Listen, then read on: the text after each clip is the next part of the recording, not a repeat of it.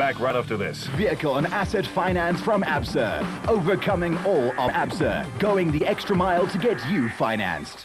There are 7 legs of the ABSA Off-Road Championship left, and number 2 was going to be tricky. Lots of blind risers, corners with drop-offs. Not to mention the off-camber corners and other surprises. This, after all, is what the area is known for. And on the Eastern Cape 500, anything goes. The route made up of 2 legs would cover 430 kilometers in the Longmore Forest areas. Mud rolled, and here's the rub. It looked like it would rain. Some drivers were dreading it. And others were looking forward to the challenge.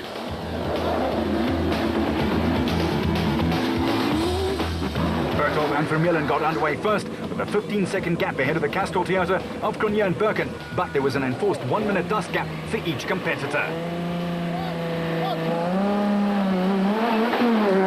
Voss and Weichelt stepped up to the line. But no sign of Kolbe Moore. Their Nissan Navara cut out. Yeah, they had an electrical problem which cost them 10 valuable minutes. 600 seconds gone, just like that. But Berthold and Vermeulen were smoking. In the plantations, that big Porter with its huge 7-litre engine was growling its way around. With Cronje and Birken still looking for their first big off-road win after last season's bad luck, where they were within sight of the finish line twice and wrecked it both times.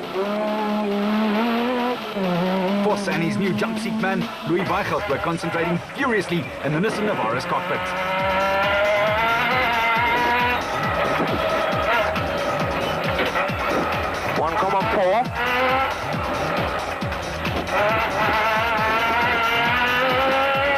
But fitness fanatic Voss now heads the championship log after his winning exploits in the season opener in Darling. The experience factor coupled with Nissan's unbelievably dominant record in the ABSA Off-Road Championship makes a big difference. Would it this time, though? Tollefson and Quinn certainly got it going well too, and their Navara 4-litre was reacting well. Just 75 ticks of the clock back and maintaining contact. The Mika and XL dealer team De Brains had started off like an electrical storm and were up into 4th place. They shocked everyone with their continued good form. And in second in the specials, the Harpers had moved up 1 place when Harkis and Leek started 80 minutes late after being forced to replace a faulty alternator after spending all night repairing a crank seal leak too. Great day at the office, I'm afraid. Or should that be night? Yeah, Woolridge and Schulthammer and the Ford Ranger came into the viewfinder next and were steady as she goes. Hang on, in car we go. Watch the dust as they chase the Harpers. It certainly was tough out there to ride in the dust and find the right place to pass.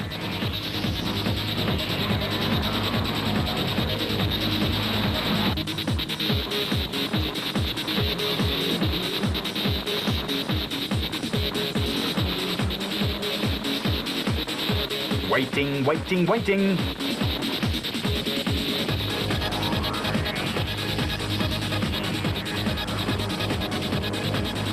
The screamer goes on.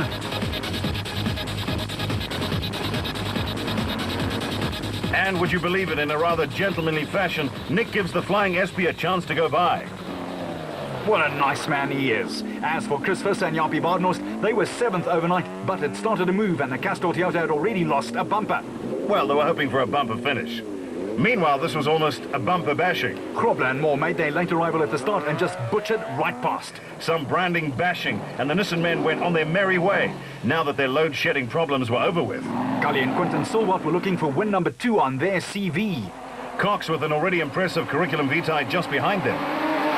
But despite that, try as he might, Alfie could not get more out of the Motorrad SP. He was an 8th. The overcast conditions necessitating lights, Gibson and Campbell were nicely ensconced in the top 5 and looking to apply some more pressure. Which they certainly did. Marsh and Groenewald in the blue and yellow Regent Racing bat with its 2-litre Corvette engine had moved up 1, and the former national champion was rocking and rolling. And their teammates Whitehouse and Carlson were also still right on song for a good finish and some championship points.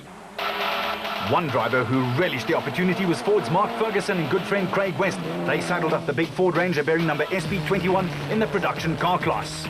Corbett and Balzar were over their Dakar Rally disappointment after the great old race was cancelled, and in the forest they were low flying. They were obviously enjoying their new car and making it work for them.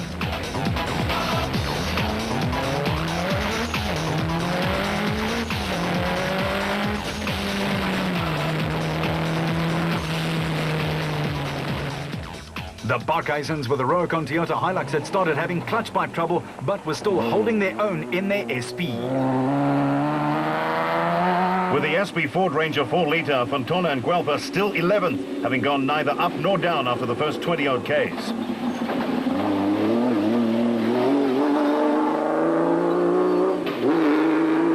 Jan Kraai is known as a man who knows how to drive a car right to the end, and the Keymax Bat seemed to know it too. He was still leading Class B.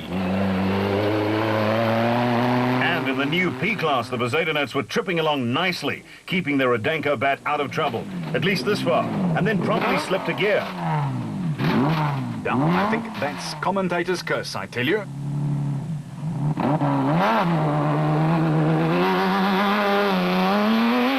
Berthold and Houghton were enjoying their new car and had maintained a quick pace to this point. And David White with Bevan and Gary's dad, Bodo Berthold, keeping the youngsters on their toes.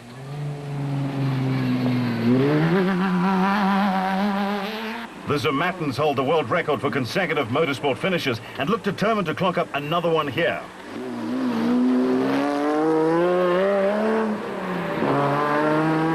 With Cliff Weichelt and Jimmy Goch second to the Ryobi Nissan pairing in Class D, and not a lot to choose between the two of them.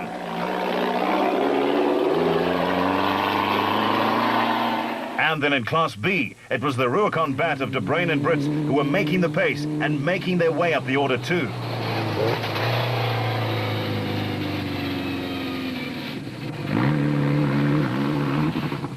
The Barden Tyre Services livery stands out, but then again, Thomas Rundle was doing a standout driving job here in the Eastern Cape, leading in Class E. But Peckham and Santoro right on their tails and chasing hard in the Ford Ranger. That diesel loves the hammering. We tempted to say log on, but we won't. Thanks, Rob. The Reasonics boys, third in Class D, will appreciate that. And third in Class E, it's Visser and LaRue in the Castrol Toyota, just 1 minute down.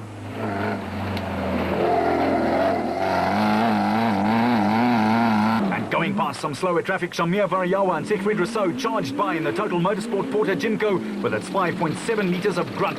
They were 8th in class, but had made a big move. With Chris Deploy and Hank van Vuren, the considerate racers who got out of the Shamir's way. Diewold van Breda and Peter Duplessis were cruising along, minding their own business, when they noticed a Nissan parked very skew. Barden tyres were not quite on their tyres anymore. Berthold and Houghton also managed to flip their brand new Hilux. The lads back at base in the pits would not have been too thrilled to hear about their misfortune. Surveying the damage, Bevan and Robin were heartbroken, but not as broken as the Castrol Toyota. And they weren't the only ones. Thomas Rundle and Brian Roberts had tried to do some ploughing of the Nissan. You have to till first, boys. What exactly happened, Bev? We were enjoying the roads. It was beautiful, very well marked, no real excuses. Came down quite a long, fast sweep to the left, and obviously in the mountains is a bit treacherous. We, I suppose you can say we braked a bit late. The car slid a little bit off. We nearly had it. We had it all the way coming back on, and at the end of it, there was a huge ditch. Went in a ditch and rolled down. So it goes like that. The car isn't too damaged, and I enjoyed this race, and I'd like to come back here and do well. Well, that's the end of the road for Bevan and Robin, at least for this one. But the Toyota troubles were mounting. Visser and LaRue's Toyota sounded like a time bomb ready to go.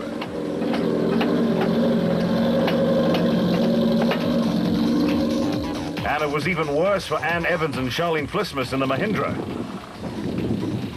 And what happened? I ran out of brakes, road and ideas all at the same time.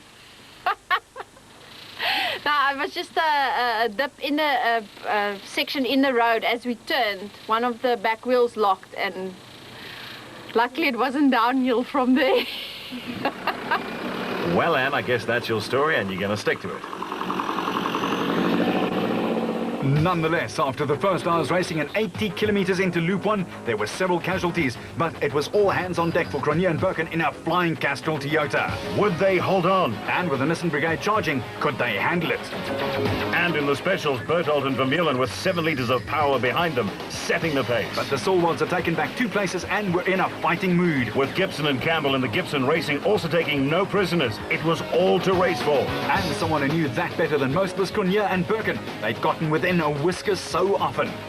Their crew and team manager Whammy Haddad had all prepared the Toyota superbly, and now it was their turn to deliver. And yes, they knew it. Despite a bout of flu, Cronje was driving superbly.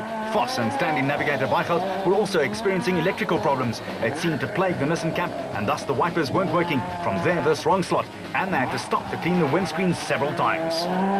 And Gary Berthold had problems of his own. He had picked up a dose of food poisoning, and he was feeling the effects of it in his car. He still battled on, but it cost him his place at the head of affairs. Berthold had dropped 2 places, and he could see this man coming in his rearview mirrors too. Tollefson in the third Nissan Navara, piling on the speed and the pressure. It was clear that the production cars were definitely quicker on this route, something that everyone predicted. And we were waiting for the other prediction too, the weatherman's call of rain. The De Bruins had recovered well after being forced to stop and repair a flat. While Woolridge and Scholthammer, both former champions, had maintained a steady pace, marrying car conservation and speed beautifully. Some of the drop-offs had to be negotiated at just the right angle. And these big 4x4s luckily have a lot of clearance height. Visser and Badenhorst up to 6th in the SP class. Krobler had no choices. He had to go hell for leather. Those 10 minutes of electrical problems cost him, but he had done a great job hauling back time. And Cox and Tersteger, the old firm, were holding station, albeit without a great turning circle. Awesome bodywork.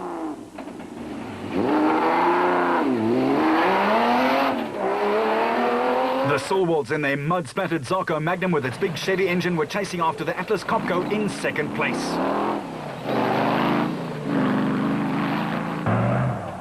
And Gibson, desperate to catch up, was so intent to move up another place that it cost him time here, third in the specials. And then he stalled it too to cap it all, Rold. 13 seconds gone, just like that.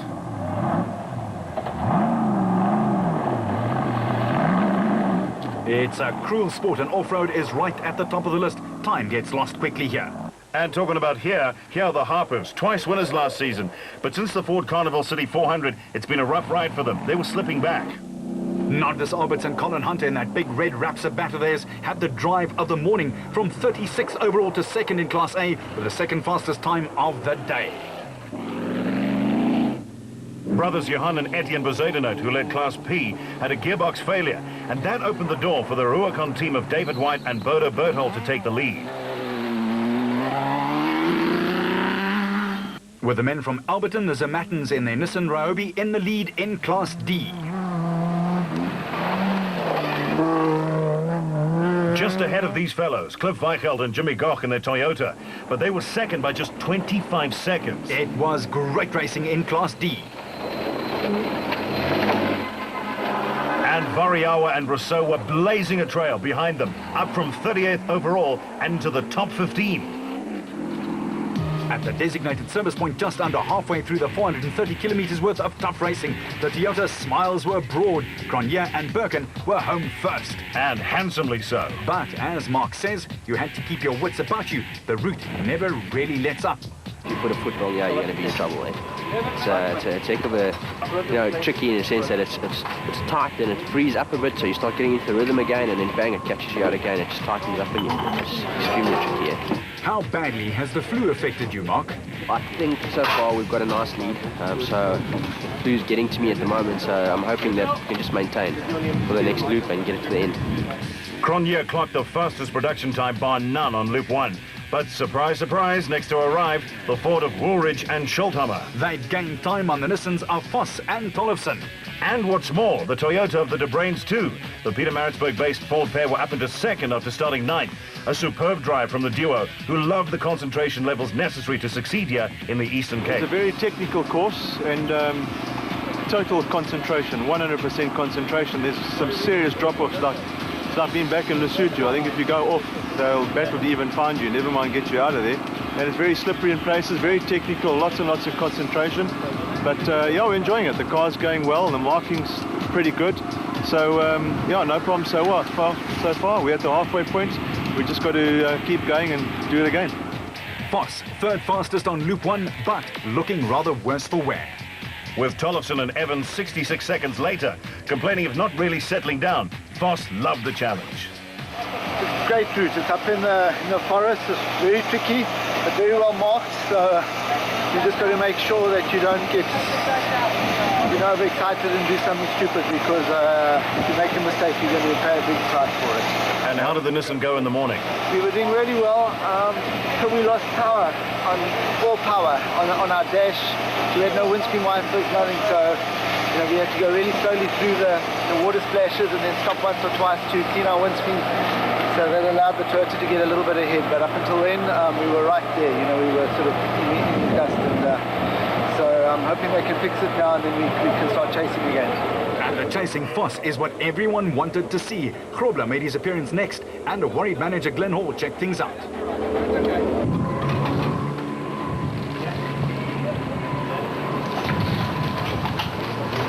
Gary Bertelt led the specials home in the Atlas Copco Porter, but he was looking drained. His body seemed to be losing the fight.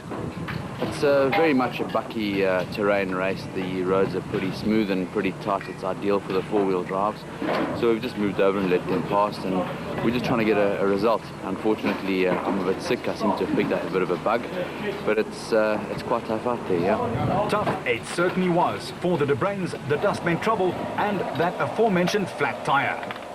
Fast, tight, you have to be very careful. We were running quite good. We were catching Olofsson, and we were unfortunately in his dust. He hit a tree stump, and it was our first flat for the day, so we put a new wheel, and we lost a couple of minutes, 2 or 3 minutes, but it's still a long way to go. Cox and De Steerger clocked 2 hours and 46 minutes. 7th fastest for Loop 1. No, look, it's a lot different. I mean, the Leidenberg race, we spent about, maybe 40 kilometers in the forest. We've been the whole day riding in the forest, and it's a bit monotonous. Second, third, fourth, you can't let the car go. But I think it's the same for everybody. Well organized, well marked, but I don't think it's a real off-road race. Just racing in the forest all day. So I'm not having fun, but I think it's the same for everybody. And I've had one puncture. I've lost a bit of time, but I think the next loop, keep it together and just bring the car home. So Alfie not really into it. But the Silvolts were the second special back in the paddock, and they were enjoying themselves. Taking it slow, actually. It's definitely more rally style. Our car's not that suited for this terrain, so we had a flat that put us down a little bit, but we're enjoying it. Hopefully we'll finish. That's what we're going to try and achieve today. We're going to try and finish, and the next 180 kilos, depending on the weather, that will in the forest section, that will definitely going to be interesting. Tough, very, very bumpy. A lot of tight corners, difficult to keep it on all fours. A lot of runoffs, but difficult. A lot of dust, but luckily it's not too hot today. Any troubles with the Toyota? Took a big knock, nearly fell over. Thought I broke the front suspension, but it's going nicely now. It's not too bad, very lucky.